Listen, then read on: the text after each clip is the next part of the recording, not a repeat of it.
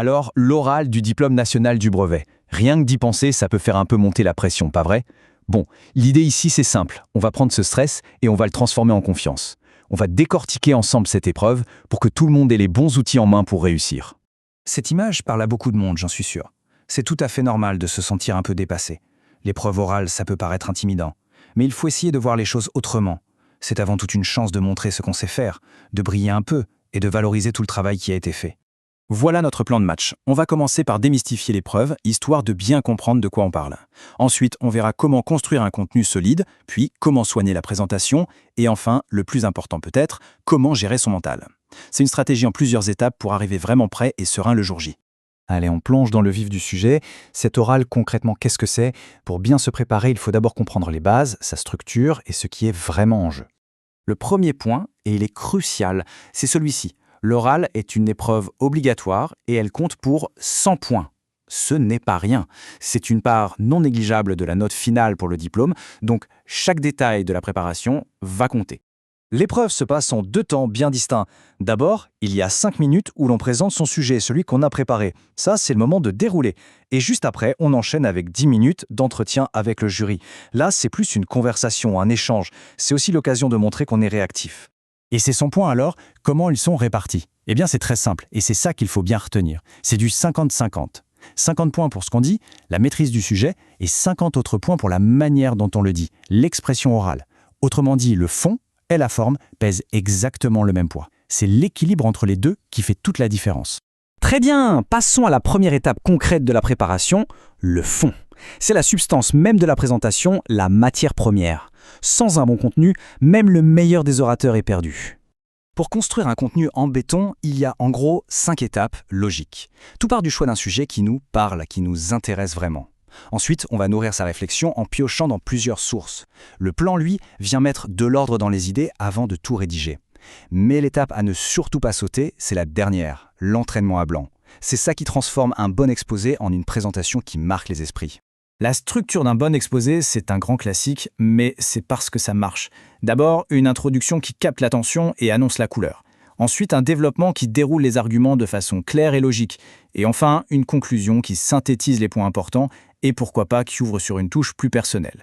C'est un peu le fil conducteur qui va guider le jury du début à la fin. Ok, le fond est prêt, le contenu est solide. Maintenant, il faut s'attaquer à la forme. La grande question, c'est comment on va présenter toutes ces super idées de manière efficace et convaincante. Un des meilleurs alliés le jour J, c'est le support visuel. Un diaporama, par exemple. Attention, le but n'est pas d'y mettre des tonnes de texte, mais de s'en servir comme d'un guide, d'une béquille visuelle qui va à la fois aider le jury à suivre et renforcer le discours. Pour que le diaporama soit vraiment efficace, il y a quelques règles d'or. La simplicité avant tout. Il faut privilégier les images, les mots-clés, plutôt que les longs paragraphes. Bref, il faut que ce soit clair et aéré. Le support doit accompagner le discours, pas le remplacer. On ne lit surtout pas ces diapos? Le diaporama, c'est bien. C'est un super outil. Mais on va pas se mentir, le support visuel numéro 1, eh bien, c'est la personne qui présente. La posture, la voix, le regard, tout ça, ça envoie un message. Tout communique. Alors la vraie question, c'est comment on fait pour maîtriser ça? Pour bien s'exprimer à l'oral, il y a 3 piliers. Le premier, c'est la respiration. Respirer avec le ventre profondément, c'est la base pour rester calme. Ensuite, il y a la voix. Il faut jouer avec, varier le rythme, le volume, pour que le discours soit vivant et pas monotone. Et enfin, le langage du corps. Se tenir droit, regarder les gens dans les yeux, utiliser ses mains pour appuyer ce qu'on dit. Ça change. Bon, on a le fond, on a la forme. Il reste un dernier élément, et ce n'est pas le moins important, loin de là. C'est la gestion de son état d'esprit. Et surtout, la gestion du stress. Il faut voir le stress pour ce qu'il est, une réaction tout à fait normale du corps. Ce n'est pas un ennemi à abattre. Le simple fait de le comprendre, de l'accepter, c'est déjà un grand pas pour le maîtriser. L'idée, ce n'est pas de ne rien ressentir, c'est d'apprendre à faire avec. Et pour gérer ce stress, voici une petite technique en 3 temps. D'abord, on l'a dit, la respiration profonde pour se calmer. Ensuite, la visualisation positive. On ferme les yeux et on s'imagine en train de réussir. Et enfin, l'arme anti-stress la plus puissante qui soit, une préparation en béton. Plus on est préparé, moins le stress a de prise.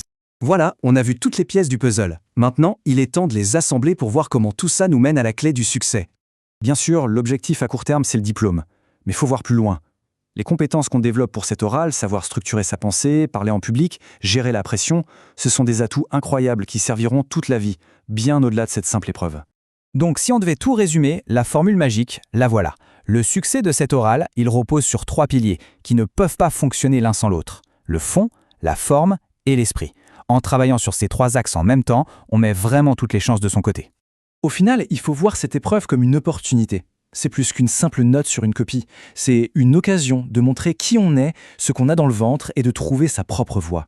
Alors, la question n'est pas de savoir si on aura peur, mais si on est prêt à relever ce beau défi.